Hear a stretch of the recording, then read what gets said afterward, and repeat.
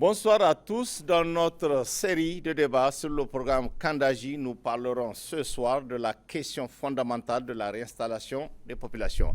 Un sujet qui préoccupe aussi bien les populations que les responsables de l'ABK où dès le démarrage du programme Kandaji, cette question primordiale entre les esprits des uns et des autres. Et pour cause, comment faire déplacer des milliers de ménages tout en assurant une meilleure installation des populations sur de nouveaux sites. Un vrai challenge de la vie des experts et qui devrait être la première des choses à mettre en œuvre avant même la construction du barrage. Pour parler de cette question épineuse, nous avons invité sur ce plateau des experts qui vont nous édifier sur le volet réinstallation des populations du village de Kandaji. Nos invités sont M. Geuga Idrissa, directeur du département sauvegarde environnementale et sociale à l'agence du barrage de Kandaji. Monsieur Moussa Tabo Ali, expert réinstallation à l'agence du barrage de Kandaji, et Madame Moro Diakite Fatimata, conseillère juridique du directeur général de l'agence du barrage de Kandaji. Chers invités, bonsoir et merci d'avoir répondu à notre invitation pour évoquer la question de la réinstallation des populations sur le site de Kandaji. Une réinstallation qui n'est pas sans conséquences pour les populations et les autorités, mais nécessaire à la concrétisation du programme Kandaji. Alors, pour entamer ce débat, cette question sur quoi porte le volet réinstallation des populations du programme Kandaji, pouvez-vous nous faire la genèse pour la compréhension de nos concitoyens sur ce sujet? Monsieur Geuga, bonsoir. Bonsoir. Et bienvenue sur le plateau du Grand Débat. Merci, Monsieur Kemogo. Je voudrais, pour que la compréhension des téléspectateurs qui nous regardent, d'accord, dire que le processus de réinstallation des populations a démarré depuis 2012. 2012, depuis exactement. 2012. D'accord. Alors, il s'agit de la construction d'un barrage dont la retenue fait 282 kilomètres carrés. OK. Ça veut dire que c'est une retenue qui va impacter le milieu humain, tout à fait, et le milieu environnemental. Le milieu biophysique, environnemental, biophysique s'entend. Alors pour cela, la question de la réinstallation a été scindée en deux grandes étapes. D'accord. Dans nos documents, vous verrez, on parle de première vague, ou par 1. Tout à fait. Et donc le par 1 concerne ou a concerné les populations dont les villages étaient installés dans l'emprise des travaux du barrage, qu'il fallait déplacer avant que les travaux de génie civil du barrage ne commencent. Ces villages-là étaient au nombre de 3. Il s'agit de village de Kandaji même, dont le barrage porte le nom, le village de Sanguilé, le village de Arselame. Je n'oublie pas le village d'accueil de Gabou, qui a bénéficié aussi, puisque c'est dans son terroir que ce village-là a accueilli les populations déplacées. Donc, qui a bénéficié, on va parler de 4 villages. Alors, et pour combien de populations? C'est 4 villages. Pour ces 3 villages, on va parler de 3 villages en termes de déplacement. Donc, ces populations-là, disons dans le par, vous verrez 5410 personnes. D'accord. 5410 personnes. D'accord. Mais puisque le processus a démarré en 2012 et a fini en 2016, au finish, quand on a fait l'audit, en réalité, on a déplacé près de 10 000 personnes. 10 000 personnes. Près de 10 000 personnes. Et ça a concerné 774 ménages. Voilà. Alors, ces populations-là donc, ont dû être déplacées avant que les travaux ne démarrent. Et bien installées? À l'heure actuelle, on a bien installé. D'accord. Je peux vous parler... Où toutes les conditions sont réunies pour leur... Oui, je peux vous dire par exemple que en termes de construction, il a été construit dans le cadre donc, du par 1, donc de la première vague de déplacement, 793 maisons d'habitation pour 8800 personnes déplacées. La réalisation des infrastructures collectives telles que les classes. On a construit 124 classes, 13 mosquées, 3 sièges de mairie, 4 marchés ruraux, les marchés ruraux, Oui, c'est tout à fait. les marchés ruraux de bois, en fait. Oui, c'est ça. Donc les marchés,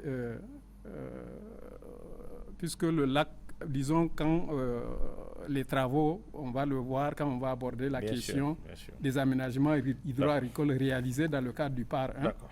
Donc on a dû créer des marchés ruraux pour gérer le bois qui a été enlevé donc des sites ayant servi C'est ça. à l'aménagement des terres pour l'irrigation. D'accord. Voilà.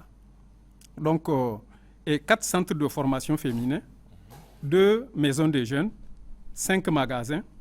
Il y a eu une alimentation, une mini AEP pour les populations déplacées. C'est ça. Donc, de ces 4 villages, on va dire, Oui, maintenant. voilà. Et 3 châteaux d'eau ont été réalisés. Et 28 bornes fontaines ont été installées. Il y a eu aussi de l'assainissement individuel, des latrines, puisqu'il fallait améliorer le cadre de vie. Tout à fait. Ensuite, tous ces villages-là ont été électrifiés. Et il y a eu aussi la construction d'infrastructures de santé, notamment un centre de santé intégré de type 2, 2 cases de santé, la formation de 30 agents de santé et l'aménagement de 3 périmètres totalisant 2000 hectares, ayant servi d'indemnisation aux terres perdues par les populations déplacées. OK. Alors, la mise en valeur, donc, ils ont déjà commencé l'exploitation depuis 2016-2017 des périmètres. Oui, tout à fait. Ensuite, il y a eu aussi de la compensation en numéraire, près de 6 milliards. Que, pour l'essentiel, pour le part 2, c'est l'État qui a supporté l'indemnisation des populations. Okay. Alors, l'indemnisation, à hauteur de 6 milliards, 793 millions, est répartie entre les habitations, les maisons d'habitation, puisque quand on va aborder la question du PAR 2, on verra l'expérience qui nous a servi à améliorer un certain nombre de choses. Parce que le PAR 1 nous a servi comme, disons, phase aussi expérimentale pour le déplacement. Tout à fait. Alors, à cette phase, on a donné l'argent aux populations pour reconstruire elles-mêmes leur habitation. Donc, ça a coûté autour de 3 milliards 591 millions, quelque chose comme ça. Alors, pour le reste, c'est des 3 milliards à peu près 200 millions ayant servi aussi à ce que nous appelons les compensations pour perte de production agricole. Oui, tout à fait. Parce qu'au moment où les aménagements se réalisaient, les populations n'étaient pas en mesure de produire. Oui, voilà. Donc l'État évalue, à travers le programme Kandaji, évalue la production annuelle et qu'on reversait en termes numéraires aux populations concernées. Donc voilà, en gros, pour ce qui est du PAR 2. Au total, pour la première phase, combien ça a coûté? Au total, ça a coûté autour de 30 milliards. 30 milliards, exactement. De francs CFA. 30 milliards. D'accord. Voilà. Et pour ce qui concerne les populations, pour tous ont été désintéressés? Toutes les populations, il faut le reconnaître. Oui. Il y a eu quand même des imperfections. Et on a fait un audit. Dû à quoi? Bon, dû au fait que puisque en réalité, c'est des constructions en banco. En banco. Donc, au moment où le paiement se faisait par tranche. Donc, il y a des moments où le paiement n'arrivait pas et les gens, étant donné que l'hivernage aussi arrivait, donc on construit. Mais malheureusement, dans certains cas, ils n'ont pas pu fermer. Et avec les pluies, ça a endommagé certaines habitations. Donc, ça fait partie des imperfections que l'agence du barrage de Kandaji a prises en charge et actuellement en train de redresser toute cette situation-là d'imperfection. C'est la seule imperfection ou il y a d'autres encore? Bon, pour mieux comprendre comment ça s'est passé la première phase. Bon, la première phase, il faut le reconnaître. L'autre difficulté, c'était le paiement en numéraire, par exemple, pour les maisons d'habitation. Ce qu'il faut reconnaître, quand je parlais d'imperfection, il y a certes peut-être des imperfections liées au processus de paiement des indemnisations par tranche, mais aussi il y a eu aussi une part de responsabilité des populations. Vous allez me poser la question comment? Comment, bien sûr. Voilà. En fait, quand vous donnez de l'argent, vous n'avez plus de contrôle sur l'utilisation. Oui, tout à fait. Donc, là, il n'y a pas eu de mécanisme l'argent de contrôle, bon, il n'y a pas eu de... Il y avait un suivi. Mais là, quand l'argent est payé, le contrôle, c'est difficile. Donc, ce n'est pas toutes les populations ou tous les ménages qui ont effectivement investi l'argent donné en compensation dans la reconstruction des maisons. Et ça a servi de leçon parce que pour la deuxième vague, on a dit, bon, maintenant, c'est l'État qui construit pour tout le monde, sur la base d'un plan, pour éviter les mêmes problèmes.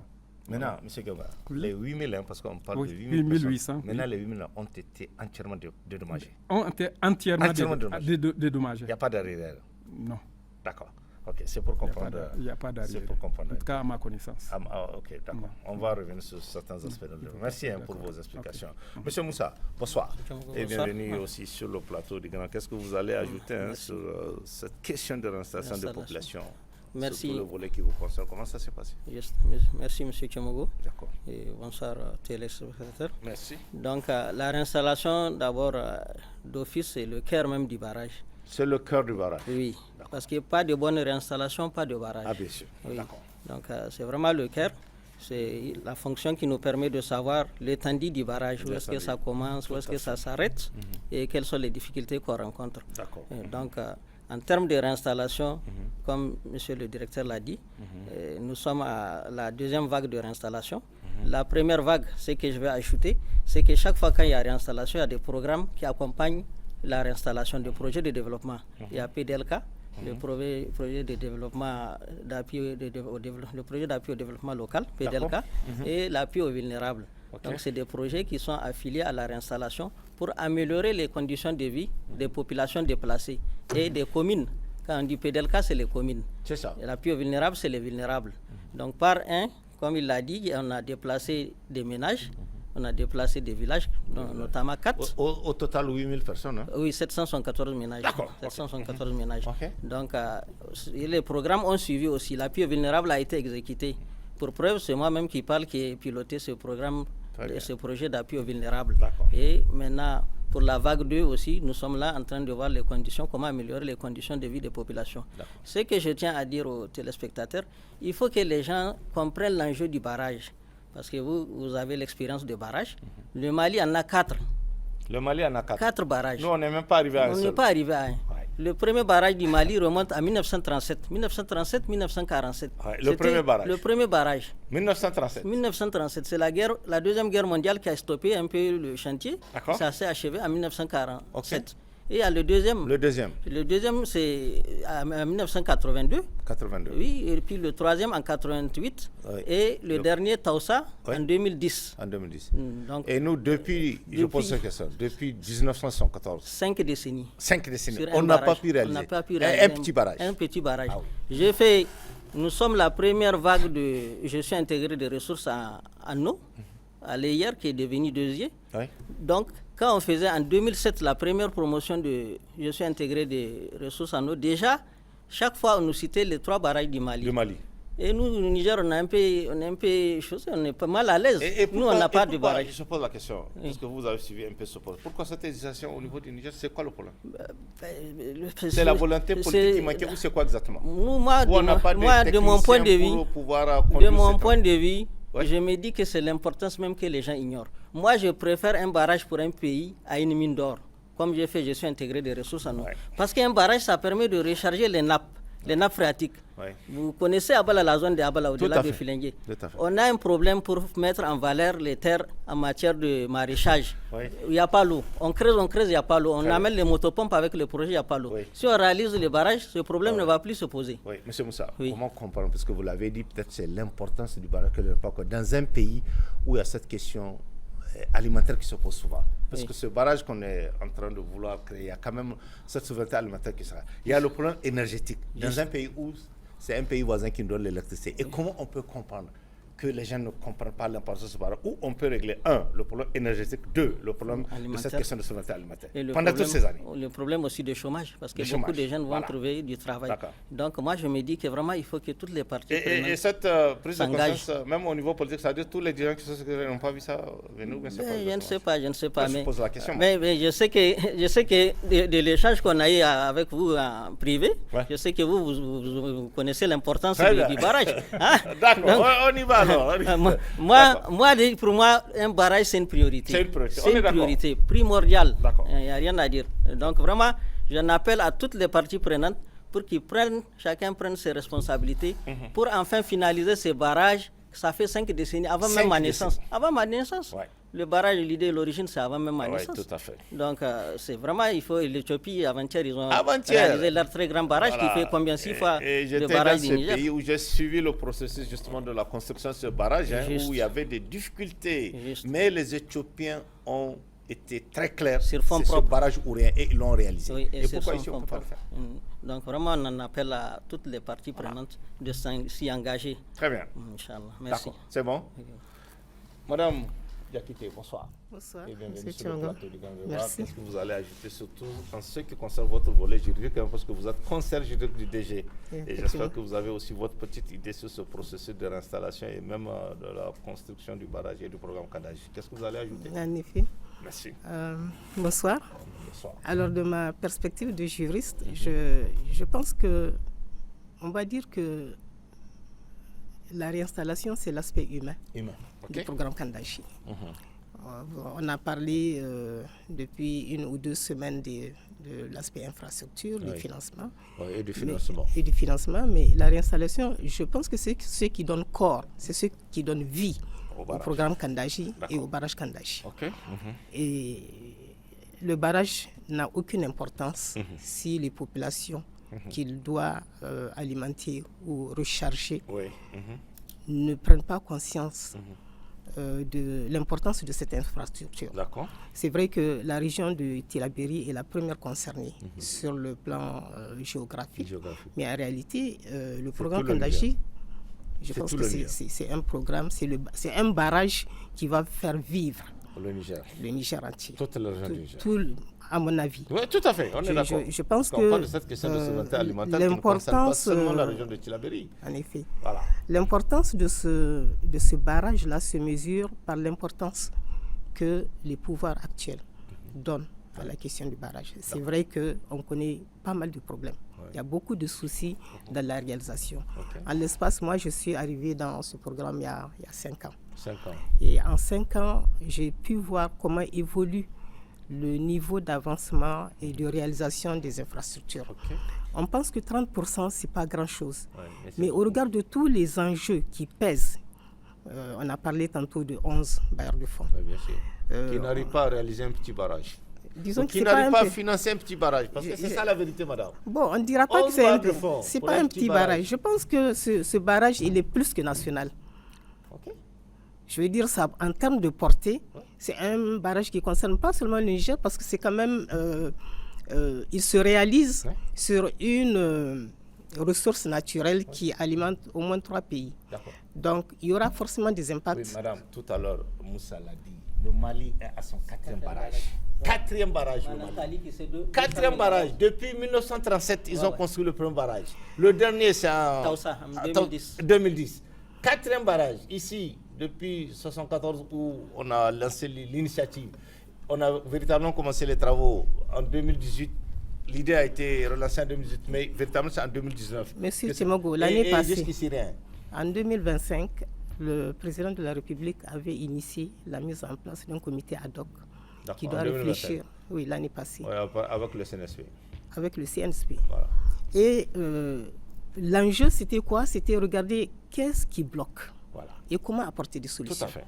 Donc, dans un timing d'à peu près 1 mois, des experts, vraiment tous azimuts de ce pays, de grands experts, je dirais, ont été mobilisés pour réfléchir sur les causes du blocage et essayer d'optimiser la mise en œuvre du barrage. Les conclusions ont noté que effectivement, je ne veux pas rentrer dedans parce qu'on a eu largement le temps de parler du financement et des 11 partenaires. Tout à fait. La question du financement a été vue comme un enjeu crucial de la réalisation de ce barrage. Le nombre des bailleurs de fonds a été aussi perçu comme un facteur limitant. Pour la conduite de la performance de réalisation des infrastructures.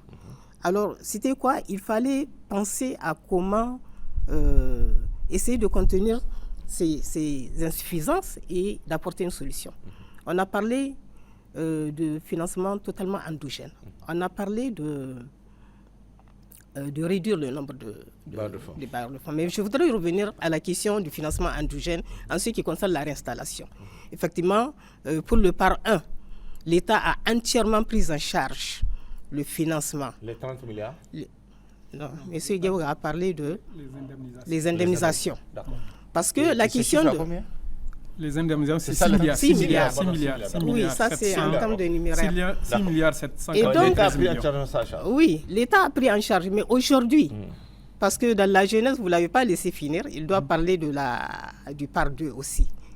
On va en arriver. Voilà. Il a lui-même dit que ça sera la suite, on va en arriver tout à l'heure. Et laissez-moi vous dire que quand on va arriver au par 2, la question de la souveraineté nationale pour prendre en charge la question de réinstallation va être un problème. Elle va être un problème. Oui, parce que la dimension du par 2 va faire en sorte que, vu les limites des moyens de l'État, c'est difficile. Ça va être difficile de couvrir. Ah oui? Oui, ça va être difficile. Monsieur Diago va étayer. Parce que si l'État doit... C'est bon à savoir. Hein? Oui, c'est bon à savoir. Parce que le montant... Diago, tu vas me corriger. C'est la prochaine question. Voilà. Le montant qui va être engagé pour dédommager les populations va être au-dessus de la capacité de l'État. Parce que la volonté politique est au-dessus de tout. Ce n'est pas que l'État n'est pas capable. Oui, bien sûr. Mais aujourd'hui, cette volonté politique ne souffre d'aucune ambiguïté. On a vu dans beaucoup de circonstances depuis l'arrivée du CNSP. Oui, je ne veux pas remettre en question. Parce qu'on a vu sur plusieurs activités qui ont été mises que l'État s'est engagé. Et il l'a fait. L'État l'a fait. Voilà. Mais en et ça sera aussi pour le barrage de Kandaji, ça sera la même chose, j'imagine. Parce que si vous avez organisé des états généraux pour faire le diagnostic complet du barrage de Kandaji, je crois que ce n'est pas pour mettre ce document dans un tiroir. J'espère. Voilà. J'espère. Avec les 2 jours ou 3 jours qu'on a fait dans le cadre des états généraux. On a travaillé 1 mois. Tout a été dit. Et vraiment, en partie, les états généraux ont repris les conclusions et recommandations du comité ad hoc. D'accord. Voilà, à quelque chose près. On a certainement ajouté parce que effectivement, il y avait une pléthore de personnes qui avaient beaucoup de choses à dire. Sûr. Et donc, forcément, ça a changé, si vous voulez, un peu l'aspect, on va dire, technique. Les gens ont parlé librement. Voilà, les gens se sont exprimés librement. Avec des propositions concrètes. Avec des propositions concrètes. Et alors maintenant, quel est le problème qui va se poser? Parce qu'à partir du moment où on a fait le diagnostic, tout le monde est d'accord sur ce qu'il faut faire désormais. Après plus de 60 ans où on parle de ce barrage. Mais on verra. Vous avez des doutes? Non, je n'ai aucun doute. Mais on verra. C'est sur le temps, on va quand même réaliser. Oui, on va mesurer quand même. Parce que c'est important. Je veux dire, ce n'est pas un manque de moyens pour l'État. Je ne crois pas que ça soit un manque de moyens. Je pense que quelque part, il faut encore renforcer la volonté politique.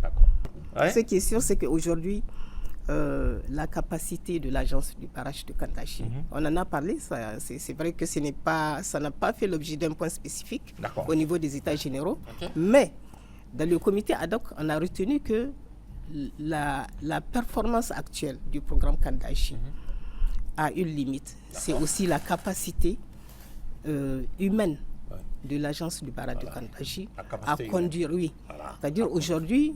Et qu'est-ce qu'il faut faire par rapport à cette capacité? Il faut renforcer la capacité. Mais les compétences sont là ou pas? Les techniciens sont là ou pas? Dans ce pays, on peut...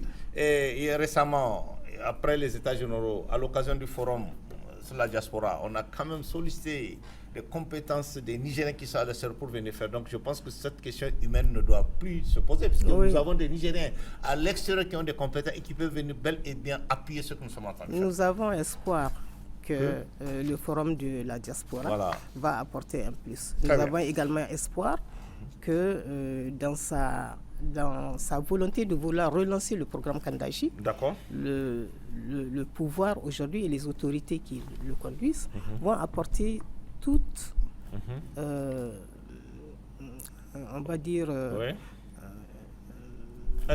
l'État va apporter en tout cas tout son savoir-faire et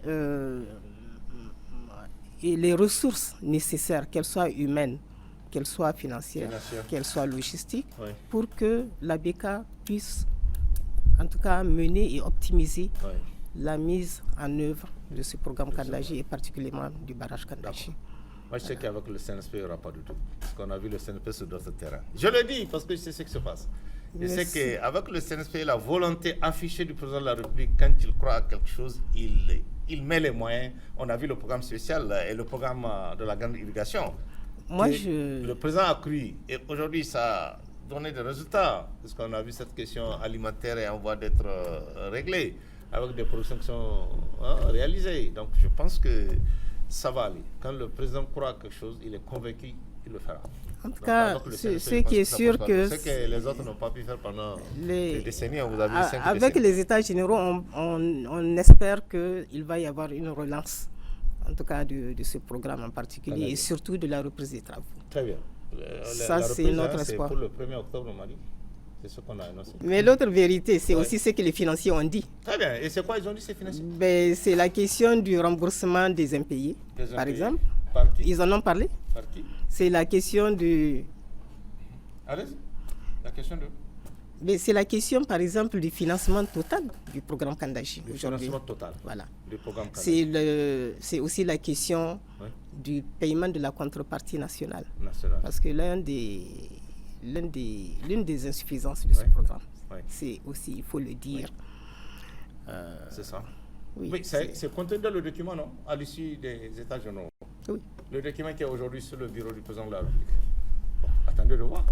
Parce que le document, vous l'avez transmis, c'est sur le bureau du chef de l'État. Sans doute qu'il va étudier ce document et qu'il y aura une solution. A fortiori, les acteurs de ce programme qui, tous les jours au quotidien, sont conscients qu'il y a le temps qui joue contre le programme. Nous avons espoir que les choses vont se relancer. Très bien, madame. Voilà. Et que vraiment, avec cette dynamique qui vient d'être lancée, notamment par le CNSP et son président, que le programme va connaître une nouvelle vie. Et surtout sera le cas. Que le 1er octobre, on verra les travaux commencer. Le cas. C'est un défi pour le CNSP. Le CNSP va relever ce défi. Je suis convaincu. D'accord. Monsieur le défenseur. Merci. On va avancer. On va avancer. Comment, honnêtement, de manière concrète, réussir cette réinstallation des populations. Et on sait que la reprise des activités du programme Kandaji est prévue pour le 1er octobre prochain. Que va-t-il se passer concernant le volet réinstallation des populations et quand tout cela sera effectif?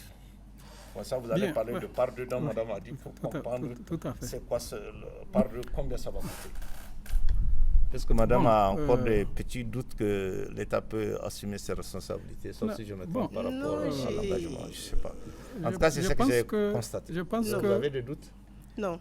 Je pense que s'il y a la volonté politique, il n'y a rien qui soit au-dessus d'un État. D'accord, ok. Voilà. Maintenant, pour... parler du part 2, tantôt je disais dans la première partie de mon intervention que le déplacement des populations a été scindé en 2 grandes vagues. Maintenant, la première vague, j'en ai parlé. Maintenant, la deuxième vague concerne les populations des villages qui sont dans l'emprise de la retenue. C'est-à-dire de la retenue. Et ça concerne 23 villages. 23 villages et hameaux. Voilà, y compris aussi la ville d'Ayoru. Donc c'est une population d'à peu près 50 000 personnes. 50 000 personnes. Il y avait 8 000 au début, maintenant c'est 50 000. Voilà. autour de 8000 ménages. 8000 ménages. Ça, c'est les recensements, il faut le dire, de 2017. Et qui sont actuellement en train d'être mis à jour. D'accord. Donc, il est possible que ce nombre-là augmente. On parle de 2017, oui, 2017 2026, donc c'est presque 10 ans. C'est presque 10 donc, ans. Il est possible que ce nombre-là soit rehaussé, soit revu à la hausse. Et actuellement, nous sommes dans le processus donc, d'actualisation du recensement. D'accord. Et du métrage aussi des terres. Mais il faut aussi rappeler ou dire dans le cadre de cette émission que le part de les pertes ont été déjà en 2017 recensées et il s'agit de 15 600 bâtiments d'habitation qui vont être perdus. Oui. Donc il faut compenser. Oui, il faut... Voilà. Il y a 48 828 infrastructures annexes, investissements sur les parcelles d'habitation et autres. C'est-à-dire les annexes, c'est les hangars, ce sont les greniers, ce sont les poulaillers, ce sont les fumoirs, etc., les lits en banco que les populations de la zone font généralement devant à la devanture de leur maison pour prendre de l'air. Et il y a 44 infrastructures éducatives qui vont être perdues, dont un collège et 30 écoles primaires qui vont être perdues. Et il y a 8 cases de santé, un CSI de type 2, un CSI de type 1, un système d'adduction d'eau potable, 20 forages, 14 puits, pardon. À cela aussi, il faut ajouter les bâtiments administratifs. C'est-à-dire, par exemple, les bureaux des préfectures et autres, les palais des chefs et autres. Donc, ça fait partie des infrastructures aussi. Voilà. Donc, en gros, c'est autour de 20 000 hectares de terre qui vont être perdus. 20 000 hectares. Donc, voilà. Donc le coût du part on va dire parce que ça a été scindé en 2 phases. C'est lié à un moment où on faisait le phasage en lien avec les côtes. Même si maintenant, compte tenu du temps que ça a pris, on a dit on va directement à la côte 228. Mais le financement dont je vais parler tout à l'heure, ça concerne seulement une partie du part. C'est-à-dire en général, les villages qui sont dans la retenue. Oui, tout à fait. Voilà, donc ça fait autour de 432 millions de dollars. C'est un peu moins de 300 milliards de francs CFA. Autour de 250 milliards de francs CFA. Qu'il faut mobiliser. Qu'il faut mobiliser. Oui, d'accord. Voilà, pour cette partie. Oui. Mais il faut dire aussi qu'à la côte 228, parce que là, on est à une réinstallation, on va dire, phasée à la côte 224. À la côte 228, ça va impacter le territoire du Mali. Là aussi, il y a une population d'à peu près 3000 personnes qu'il va falloir déplacer. Mais ce financement-là aussi, ça va être à la charge du Niger, puisque c'est le Niger qui est constructeur du barrage.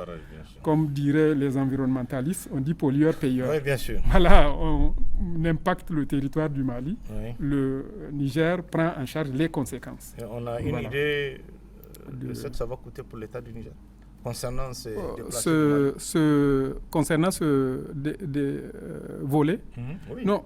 Bon, actuellement, c'est maintenant qu'on va entamer les études pour pouvoir évaluer tout ça. Voilà, pour évaluer. Mais en 2018, il y a eu une première évaluation. Ça va pas impacter les démarrages des travaux. À titre indicatif, je vais en venir. À titre indicatif, en 2018, c'était un montant, ça a été évalué, la réinstallation au Mali, autour de 3 milliards. 3 milliards seulement à l'époque. Mais c'est sûr qu'en 2018 et maintenant, il y a une... de CFA. Autour de 3 milliards, de CFA. C'est pas beaucoup pour un État. Non, c'est pas beaucoup. Voilà. D'accord. Par contre, vous savez, ce ne sont pas les moyens qui manquent. Oui. En fait, aujourd'hui, vraiment, personne ne dira que la sécurité n'est pas le numéro 1 de ce pays. Alors, quand il faut investir 300 milliards de francs CFA dans la réinstallation, c'est vrai que ce sont les populations, c'est légitimement qu'il faut les réinstaller. Mais l'État va hésiter à mettre 300 milliards tout de suite dans la réinstallation. Madame, on a l'habitude de construire des routes à hauteur de 300 milliards. Bien sûr. Si on construit des routes à hauteur de 300 milliards, comment on ne peut pas construire un barrage à cette hauteur? C'est ça la vérité. C'est des routes qu'on a construites à ce moment. Monsieur Tchimogo, et l'État... Les contextes sont différents.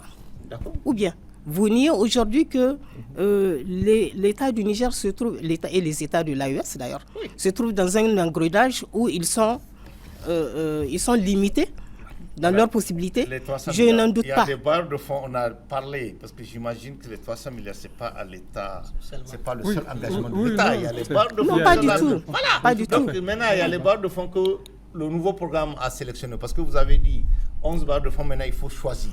Et je pense que j'ai bien retenu les débats précédents, qu'il y a 2 ou 3 bailleurs qui seront retenus dans le cadre de la reprise. C'est ce qu'ils ont dit. C'était l'une des recommandations. Oui, l'une des recommandations. Si ça a été retenu, il y a 2 ou 3 bailleurs. Je pense que la clé de répartition sera faite.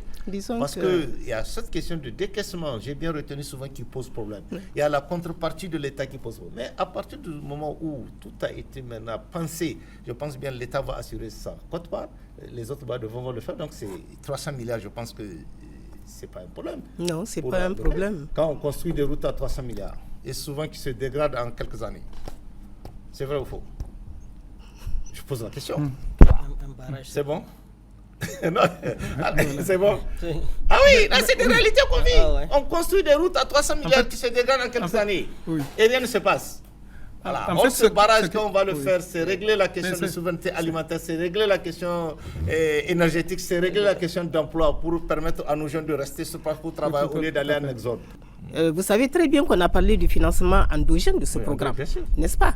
Et qu'il y a eu des propositions de sources alternatives au financement des bailleurs de fonds. Oui, bien sûr. On est dans cette logique. La bonne chose, c'est que quand même, ces bailleurs de fonds dont on n'a pas... identifié? Non, pas qu'on... Oui, on ne les a même pas identifiés. Ouais. Depuis 2018, l'État est en train de signer des accords de financement dans le cadre de ce programme Kandashi.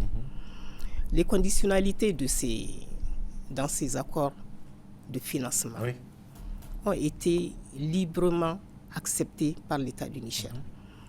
Ces bailleurs de fonds ont toujours respecté leurs engagements, sauf lorsque leurs engagements dépendent de l'engagement de l'État. En ce moment, il y a un blocage. Quand ils doivent décaisser et que les conditions de leur décaissement dépendent du décaissement de l'État et que l'État ne décaisse pas, ça, il y a un problème. Madame, même si on a des barres de fonds, je pense qu'un État qui se réfère, des autorités qui ne peut pas se faire dicter. Malheureusement, c'est ce qui s'est passé pendant ces années. Voilà, je suis d'accord avec vous que dans ce pays-là, ça a été toujours comme ça. Maintenant, s'il faut choisir... Se sont dicter des conditions par les barres de fonds. Aujourd'hui, avec le CNP, ça a changé.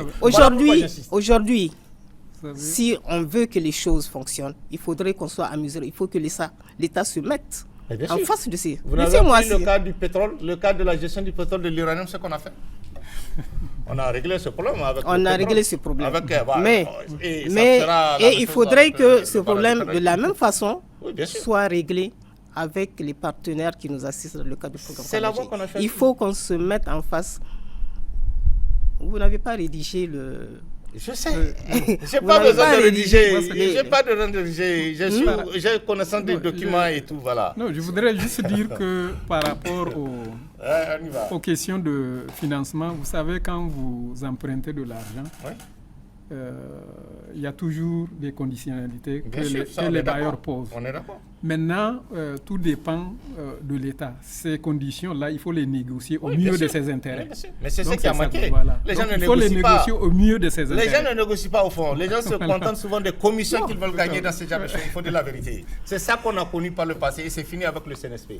Voilà, c'est pour ça que les choses n'avancent pas. Voilà, donc il faudrait que nous, qu'on voit du concret, il faudrait que, en tout cas, beaucoup de ces mesures-là, qui sont des facteurs de blocage... Parce que quand vous allez voir du concret, à partir des États généraux, je crois que le concret est là, ou bien Mais on va voir. D'accord. Je veux dire, un document, vous avez dit qu'un document est déposé sur la table du président. Oui, il est sur la Vraiment, table du président. vivement que le président ouvre ce document. Très bien. Et qu'il donne tout de suite des instructions. Très bien. Nous, vraiment, c'est ce qu'on attend. Okay. Donc, je disais que, en fait, l'expérience du PAR 1 nous a permis d'améliorer un certain nombre de points. Par exemple, au niveau du PAR 1, ce qui était compensé en nature, c'était les terres. D'accord. Et pour tout le reste, on a donné de l'argent. Et on a vu ce que ça a produit. Tout à fait. Alors, pour corriger tout ce qu'on a constaté comme difficulté ou comme imperfection, cette fois-ci, pour la reconstruction des habitations, sur la base de plans types que le programme va élaborer, c'est l'État qui construit. Donc l'État ne donnera pas dans le cadre d'argent aux populations pour dire bon, on a vu les limites. Pour la question aussi de la compensation des terres, au PAR 1, c'était pour 1 hectare perdu, les populations recevaient 0,30 hectares en terres aménagées, on va dire avec avec contrôle d'eau.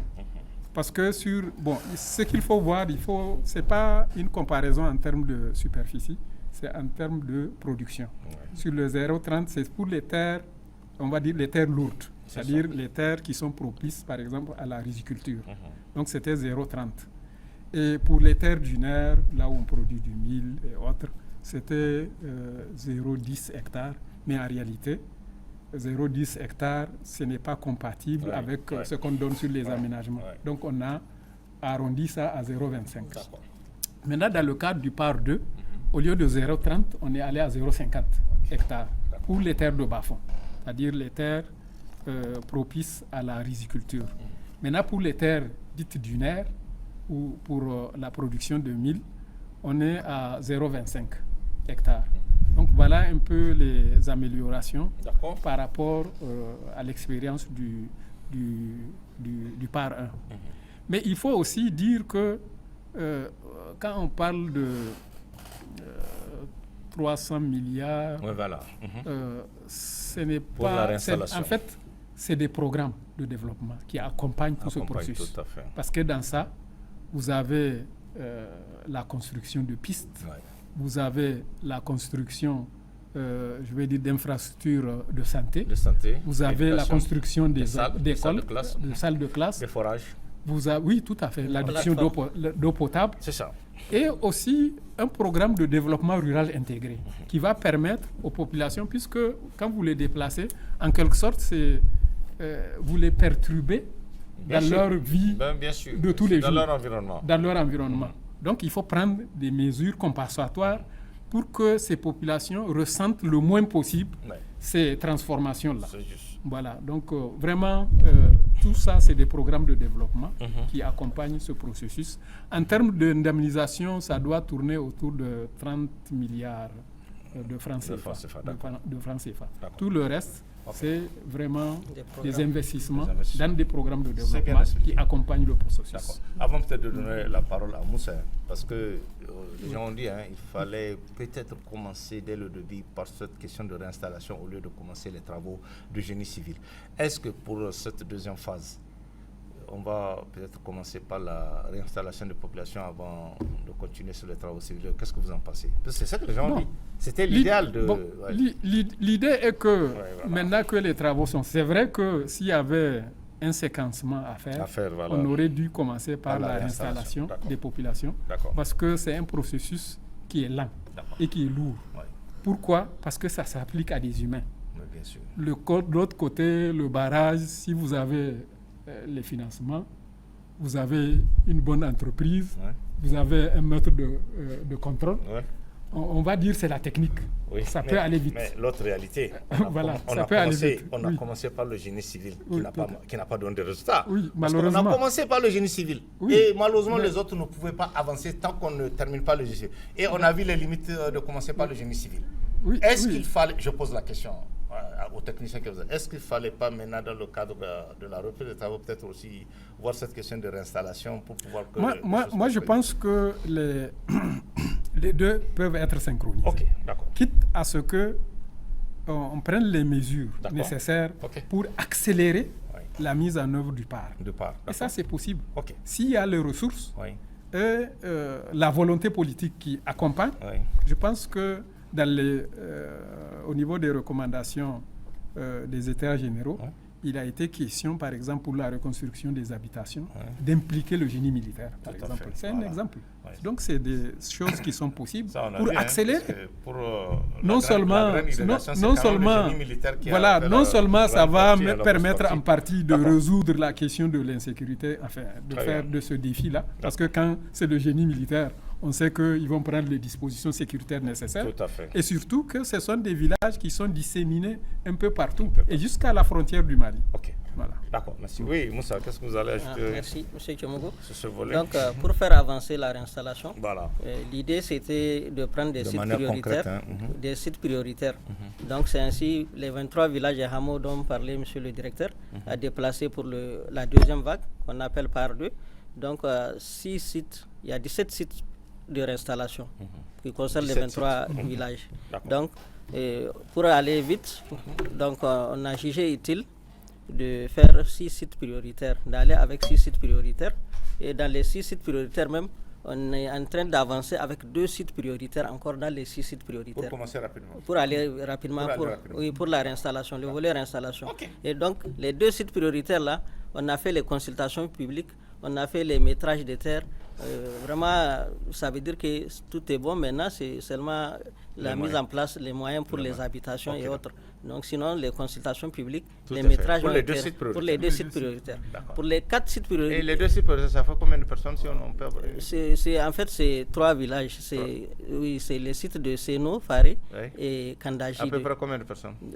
En termes de personnes, bon, je n'ai pas une idée exacte pour le moment parce que c'est des sites qui sont, c'est les îles et hameaux en même temps. Les îles et hameaux. Et comme il l'a dit, c'est dynamique. Donc, on est en même temps en train de faire le dénombrement des ménages à déplacer.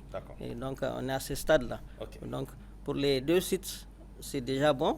Les sites de réinstallation ont été identifiés. Les propriétaires ont été identifiés. Les biens à dédommager ont été identifiés.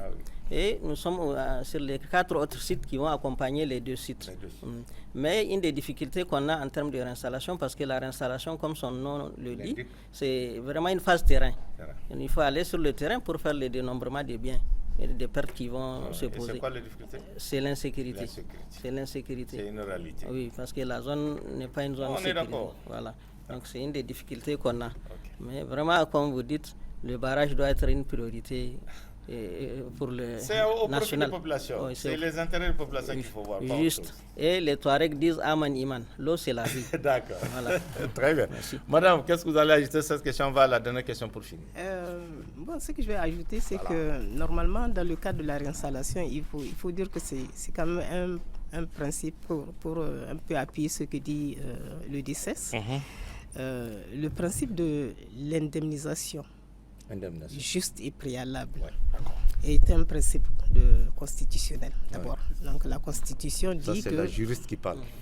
dans le cadre de l'expropriation pour cause d'utilité publique, les expropriés doivent être indemnisés avant et sur une valeur juste. Alors, la question que vous posiez tantôt à M. Diaouga, celle qui consiste à dire est-ce qu'il n'aurait pas fallu réinstaller d'abord et puis commencer les travaux, ça aurait été l'idéal et vraiment le plein respect d'un principe que la Constitution et les lois qui ont suivi instituent. Mais certainement qu'il y a d'autres facteurs qui ont fait en sorte que la réinstallation a été progressive et souvent pour gagner du temps. On a avancer les travaux de génie civil avant que la réinstallation soit faite. Et dans tous les cas, on va arriver à un point où de toute façon, on ne pourra pas continuer les constructions du barrage. Le lâcher des eaux ne se fera pas que lorsque les populations auraient été totalement sécurisées. Voilà ce que je voulais ajouter par rapport à ça. Certaines évaluations datent de 2017.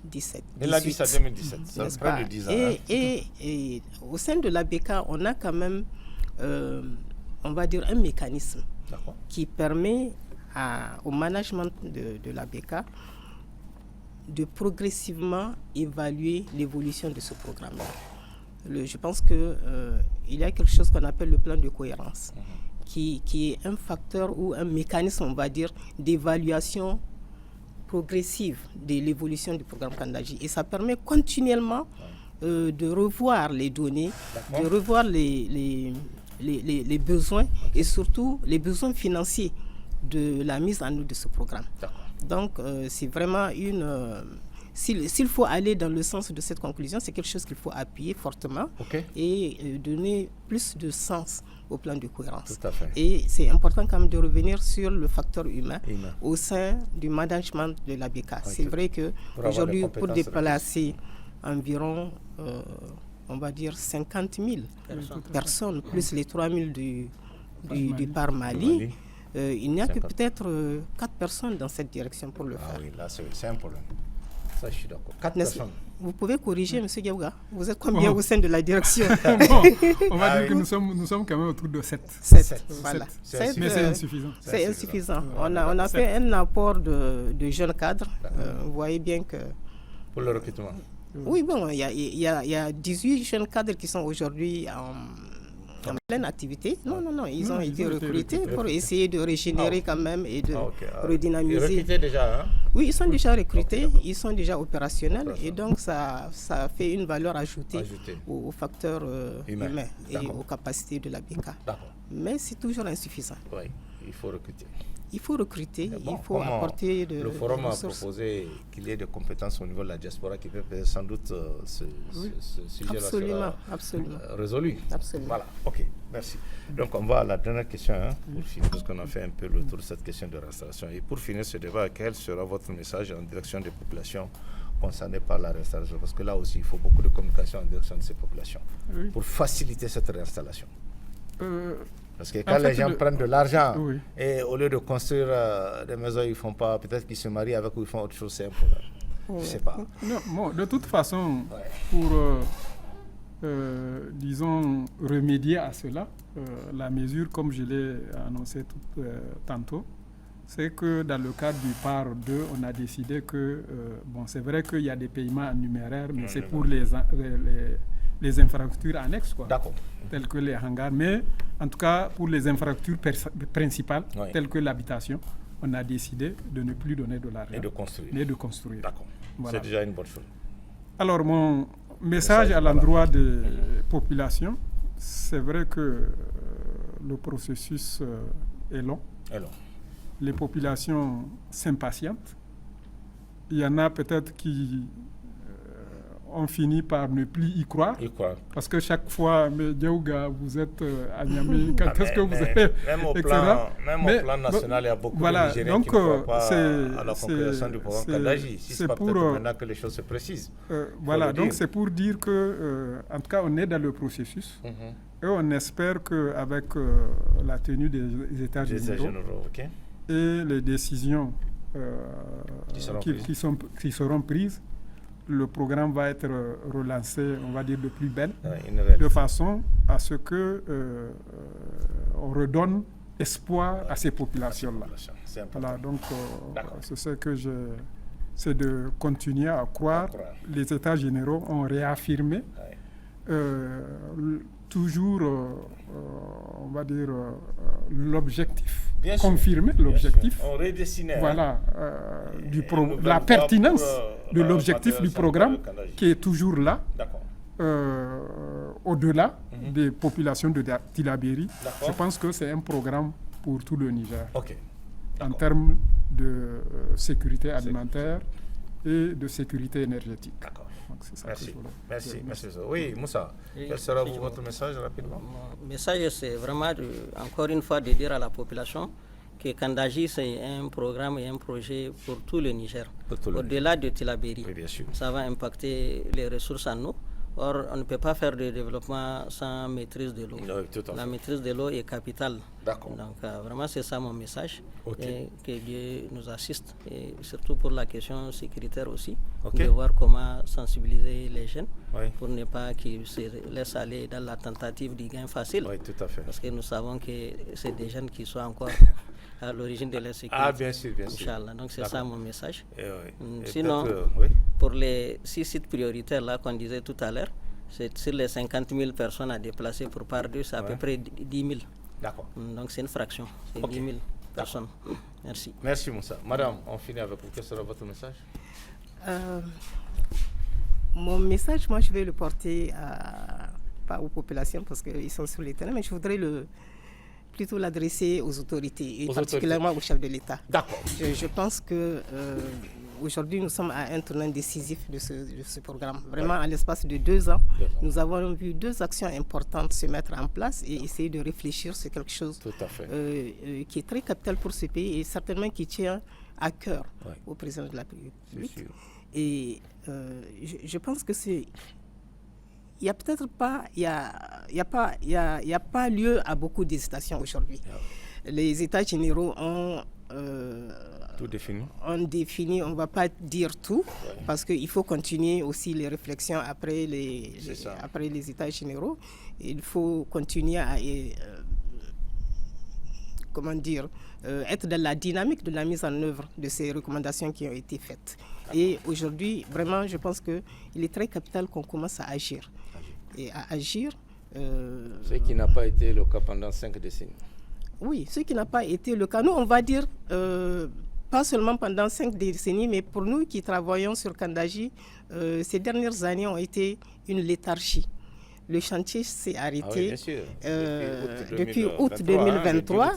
Et on va dire que ce n'est pas seulement la seule chose qu'on fait. Il n'y a pas que le chantier. Les gens ont continué à travailler en dépit de l'arrêt des travaux, de la suspension des travaux par l'entrepreneur. Mais aujourd'hui, on pense que la reprise du barrage, des travaux du barrage, est très important pour la continuation de la mise en œuvre du programme Kandaji. Et vraiment donner le mot d'ordre pour que les choses se fassent, pour que, en tout cas, tous les besoins se mettent en place afin de faciliter la reprise des travaux du barrage. Ça fait 3 mois que nous avons envoyé le projet de décret pour l'accessibilité. Pour la nomination du commissaire. Pour la nomination. Ça n'a pas été fait. Oui. Je vous donne un exemple. Et ce sont des choses... C'est à quel niveau ce décret? C'est au niveau... C'est au niveau du ministère du tutelle ou bien c'est au niveau de... Oui, c'est au niveau de la tutelle technique. C'est au niveau de la technique. C'est la présence. Voilà. Et le décret était là-bas depuis? On va dire 3 mois. Et il n'a pas été pris. Depuis juin, nos débuts juin. Il est là-bas dans les tiroirs. Bon, peut-être en examen, en observation. C'est bien de relever ça. Oui, parce que... On envoie un texte pendant 3 mois et que jusqu'ici, il n'y a rien, ça, il y a problème. Ça, je suis d'accord. Voilà. Donc, moi, ça, et quoi, ça encore d'autre qu'on doit savoir peut-être que... Non, c'est pas... C'est juste un exemple que je donne, des facteurs limitants ou insuffisants, parce que ça aurait permis au moins de commencer. Au moins de commencer l'évaluation des biens. C'est bien dit. De ces sites-là. C'est bien dit. Et je sais que ça sera pris en compte. Et puis? Non, sans oublier la question de l'insécurité aussi, parce que c'est sûr que sur le terrain, il y a des choses qui ne peuvent plus être possibles. C'est-à-dire aujourd'hui, pour faire l'évaluation de ces biens, il y a une mobilisation d'experts qui doit être faite. Donc on est obligé de travailler dans des capacités assez limitées aujourd'hui. Ça aussi, j'espère que les autorités vont prendre toutes les dispositions. À partir du moment, je le dis, si le document est validé, je pense que tout va venir. Ça, c'est sûr. Comme vous, je l'espère. Je l'espère. Comme vous, je l'espère aussi. Voilà, honnêtement. Et je pense que ça va venir. Parce que je dis, et je le répète, c'est au profit des populations. Moi, je suis convaincu que ça va venir. Très bien, d'accord. Vraiment, merci. Je vous en prie, M. Tchimoko. Merci pour votre contribution à ce débat, tout ce que vous avez dit. C'est ça le débat, madame. Il faut souvent pousser les gens à dire des choses et puis voilà, c'est ce qu'on s'est en train de faire. Sinon, au-delà de ça, il n'y a pas d'autre chose. Vraiment, merci pour tout ce que vous avez soutenu ce soir, ce plateau et ce que vous avez vu concernant le barrage. Et j'espère que ça sera pris en compte. Merci aussi pour vos explications techniques sur cette réinstallation. On a compris, puisqu'il y a eu une première phase qui a concerné 8000 personnes et qui s'est bien déroulée parce que les gens ont été dédommagés. Et souvent, c'est ça qui pose problème. Parce qu'on ne peut pas faire déplacer des gens sans pouvoir les dédommager. Or, ça a été fait. Même si la manière dont ça a été fait, avec l'argent qu'on a donné aux gens pour construire des logements, mais qui n'ont pas fait, c'est un problème. Mais vous avez dit que ça sera corrigé pour la deuxième phase. Vraiment, merci. Merci. Moussa, merci aussi pour votre contribution. C'est ce que vous avez dit, parce que vous avez cité le cas de ces 4 barrages du Mali. Ce n'est pas normal. Si aujourd'hui au Mali, c'est la vérité, madame, on est quand même dans un même espace et on a les mêmes réalités que le Mali. Que le Mali arrive à construire 4 barrages. Nous, pendant 5 décennies, on n'arrive pas à un petit barrage, c'est un problème. Le problème des barrages de fond, c'est la vérité. Souvent, il faut, faut taper sur la table parce que même si c'est des barrages de fond qui viennent et pour le financement, on sait souvent que ça se passe. Comment ça se passe? Mais ce n'est pas parce que vous avez l'argent que vous allez imposer vos conditions aux gens, vos déshydratants pour dire voilà. Vraiment, merci.